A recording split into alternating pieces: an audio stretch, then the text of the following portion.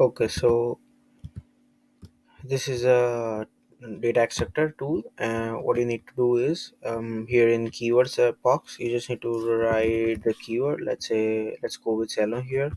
Just write the location. Let's go with Canada for now.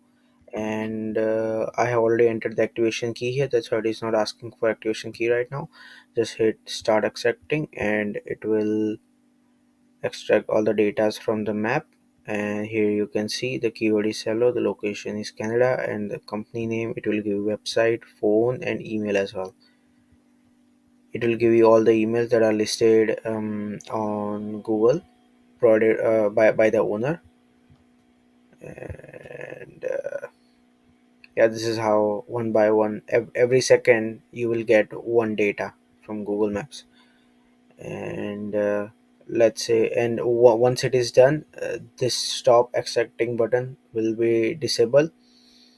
For now we'll just stop this right away, and we'll download this data. As here, as you can see, the data has downloaded now. If I open this, I will see the data in the Excel file. It has everything: company, website, phone, email address, city, pin code, everything. Yeah, this is all about this tool. Thank you.